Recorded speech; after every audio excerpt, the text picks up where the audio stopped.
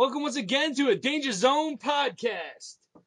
I have with me the 2014 Breakout Star of the Year, Matt Wild, by way of Skype. Thanks for joining us today, Matt. Thank you for inviting me, Big Dan. So, 2014 Breakout Star, when your name was announced, how'd that feel, man? That had to be good. I was very shocked. I was not expecting that at all. I was hoping that it was possible for a future CWA champion, for 2015. But Breakout Star of the Year, that's an honor. I'm happy to take it. Well, you earned it, man. Think about everything you did in 2014. Speaking about everything that happened to you in 2014, I gotta take you back to Maximum Carnage, man. Cage match, unmasking of your friend who cost you your second city title. Your friend, the guy who still calls him, who makes fun of you by saying he's your brother. Greg Knight. What was going through your mind when the mask came off? A part of me wasn't shocked, but a big part of me was. Tony Taylor. I don't know exact words, but he said it best. He wasn't sure about my judgmental skills, about trusting Greg again after he screwed me over the first time. So that's where the big shocker came with the unmasking. I highly doubt anybody else saw it. I definitely didn't see it. I'm still being traumatized by it in a small way. I'd say every time you're near him, he goes out of his way to mock you, to embarrass you, to beat you down both verbally and physically. And this is a man who considered himself your brother at one time. You guys were the Dark Angels, tag team champions. We came in as tag team, as a tag team, the Dark Angels, Matt Wild, Greg Knight. We came in, we won those titles. We did a lot. And, I personally feel that my decision to cash in on Lethal and Chi-Town at the time, I think he's holding that against me to this day for the fact that I did not wait on him. He's blaming me for us not winning the titles that time. But you know what? I think he's jealous of me. I mean, look at my accomplishments, compared to him. I've held almost every single title in the CWA. He's only, if I'm correct, he's only held one title, and that's the tag team titles, and that was with me. I'm not saying I'm the best in there, and I'm not trying to badmouth the guy, but I think there's definitely jealousy behind him. Well, I'm going to take you back to the first podcast when I had Greg Knight here in the Danger Zone. He said it here in the Danger Zone, and he said it in a promo that he cut, that he's going to take everything from you. That's got to be weighing on your mind a little bit. That's got to scare you just a tad. That man is terrifying. You would think that I would know what to expect of him, but I can't. Ever since the unmasking, he's gotten the biggest part. He's gotten one step ahead of me every single time since him and I have been in confrontation. And today's, he took me out. Every single time he's right there in front of me. He has gotten the best of me. Eventually, I'm going to get the best of him. All right. Let's get off the Greg Knight subject for a while. In 2014, another event happened. Lethal kind of went after you, and he went after your sister. I mean, we've never really got you in front of the camera to interview you about a lot of things that were happening in 2014. Lethal attacking your sister. I mean, I know you had a match to try to rectify that situation, but what was going through your mind that entire time? I try to stay level-headed. I didn't want my anger to get the best of me. And, Lethal, he tried to put me out for the rest of the year 2014. He definitely tried, but you know what? Family, we come together. She was right there with me, right there with the low blow. He got what he deserved, right? Touching my family, touching somebody that wasn't even part of the roster was a big mistake. Nobody in that locker room should be doing that. So I did my best to keep calm. That's all you can do. You can't let it explode right in your face. So I tried to handle it as best as I could. Well, that's good to know that you're willing to do anything.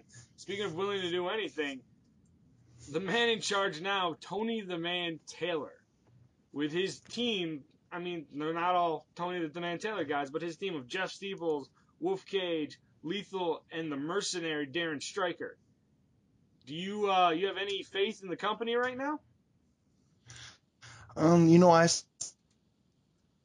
still have faith behind RBK. Everything is kind of falling on top of him. With everything with what Greg Knight has done. Tony Van Taylor, that's a huge power struggle right there. So, who knows what's going to happen with Darren Stryker? We don't know what's going on with him. He's just randomly showing up. I'm sure he's, getting these phone calls and texts from Tony Van Taylor to show up randomly when he decides. Wolf Cage, he's definitely a mercenary. You got to watch out for him with that one hell of a clothesline. So, you know what? I stand behind CWA. They've overpowered the Capitalist. They've overcome the MWA. Everything that's going on, we will prevail. We will prevail, no matter what. I'm behind RBK all the way. Breaking up a little bit, but we can still hear you. You're just breaking up a little bit. I want to let you know that. Oh, I'm sorry about that. Yeah. There's 2 times now also that Greg Knight has put you against Enigma. One for the internet title. Are you interested in that title? Are you going to try to become a number 1 contendership for that, or is there another title that you have your crosshairs on? You know what? I'm a former internet champion, so I have no problem going for that title again. My main goal is the CWA title.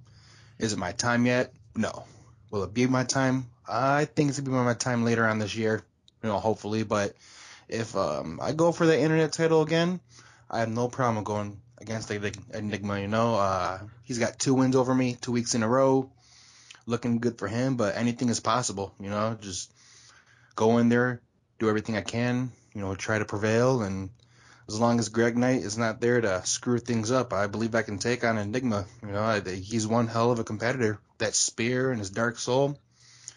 I'm not scared of him though. There's a good chance I can hold that title and possibly be the longest reigning internet champion if I get the opportunity. Speaking of surprises and opportunities, we saw at the award show the arrival of Michael Andrews after a long absence. Granted, you were involved in a beatdown that involved you, Andrews, and RVK, once again orchestrated by Greg Knight. But when Andrews finally made his appearance, how did you feel about that entire situation?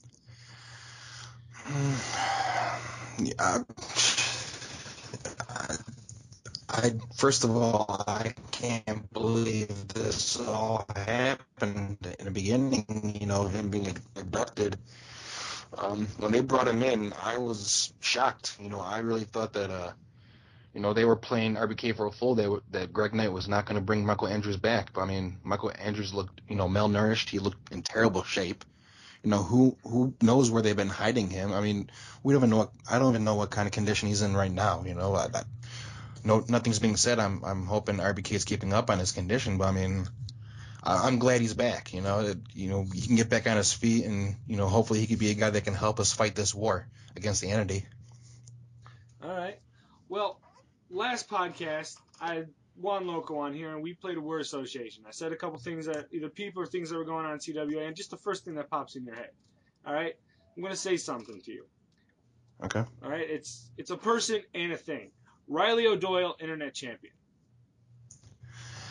I know we were just talking about that, and that's the title you said that you wanted, that you had your crosshairs on, with the exception of the CWA title. But Riley O'Doyle, internet champion. Remember, at the award show, they voted Riley O'Doyle most likely to become the internet champion in 2015.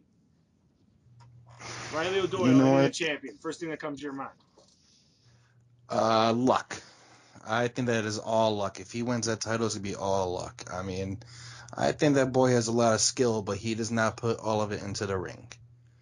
So if he decides to put all of that into the ring, stop acting like a fool, I think he can actually accomplish something and get gain a title sometime. With the tag team titles come along, he can be a tag team champion. But with the internet title, I'm actually shocked that he got voted for most likely to get that title. With the kind of beatings he gets on a weekly basis, but surprises come and go. Right here in the CWA, you never know what's going to happen. All right. Another word association going back to 2014. Chi-Town legend winning the CWA title. First thing that comes to your mind. Once again, shocked. I don't think anybody expected this to happen. I mean, his music hit. We were all looking around for him. He was nowhere to be seen. Then out of nowhere, he came flying into that ring. Staples didn't even see it coming.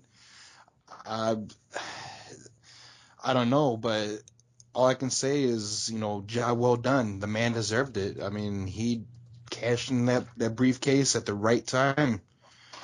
So, I mean, I hope he can remain the CWA champ for a long time. Majority of 2014, I'm hoping he hits that record of the longest reigning champ.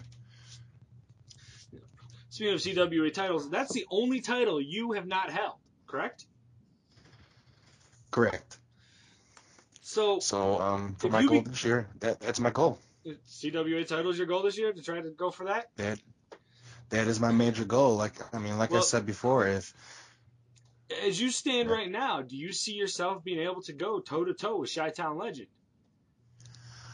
I'm willing to take the chance if I'm given the opportunity. I know he's one hell of a competitor. He definitely has the ranks, and he definitely has a ring time over me, but I'm willing to step into the ring with anybody that's thrown at me, and I'm willing to prove myself to be one of the top guys into this company.